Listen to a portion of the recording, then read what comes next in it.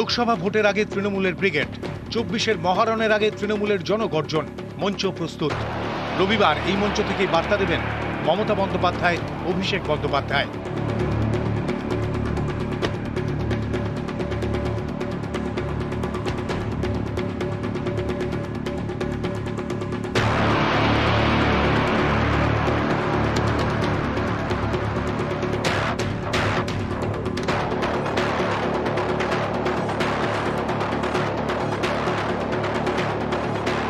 Vote ঘোষণার আগেই বাংলার ময়দানে ঝাঁপিয়েছেন খোদ প্রধানমন্ত্রী।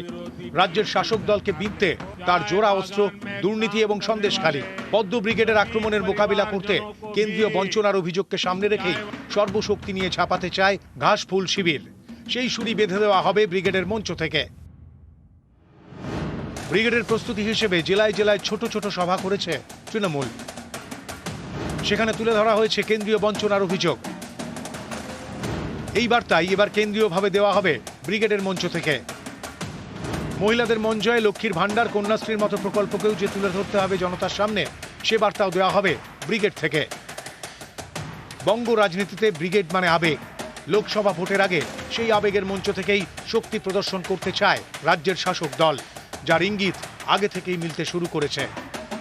এই রেল বিনা পয়সায় বিজেপিকে বিহার থেকে লোক আনার ব্যবস্থা করে দেয়। তার আমিও রেল মিনিস্টার ছিলাম, আমি রেলের সিস্টেম জানি, but I am shocked to see the attitude of the railway department. But after receiving the money, how they deny, they want that people should not come from North Bengal. North Bengal মানুষকে বঞ্চনা করার জন্য, তারা যাতে আসতে না পারে, তাদের কথা বলতে না পারে, সেই জন্য উত্তরবঙ্গ থেকে আমরা যে ট্রেন বুক করেছিলাম বাতিল করে দিয়েছি। বাংলার গর্জন কি তার একটা ট্রেলার বহিরাগতরা আর বাংলা বিরোধীরা 10ই মার্চ কলকাতায় দেখবে। সিনেমাটা তো ভোটে দেখবে, ট্রেলারটা 10ই মার্চ দেখবে। এবার ব্রিগেডের মঞ্চও তৈরি হয়েছে বিশেষভাবে। সমর্থকদের আবেগ ছুঁতে সমর্থকদের মাঝে যাবেন নেতারা, সেভাবেই তৈরি হয়েছে দীর্ঘ র্যাম্প। 24-এর লক্ষ্য পূরণে 24-এর ব্রিগেড।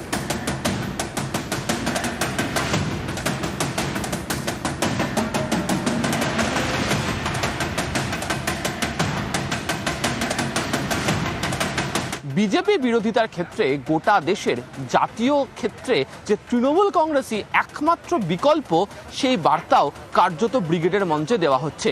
আর সে কারণেই ব্রিগেড সমাবেশের মঞ্চ আয়োজন করার ক্ষেত্রে এই র্যাম্প রাখা হচ্ছে, যেখানে শুধুমাত্র নেতারা নিজেদেরকে মঞ্চে আটকে না রেখে যাতে যারা তাদের বক্তব্য শুনতে আসেন তাদের কাছ পর্যন্ত পৌঁছে যেতে পারেন। ক্যামেরা পিন্টু সরকারের সাথে আবির ঘোষাল, নিউজ 18 বাংলা, কলকাতা।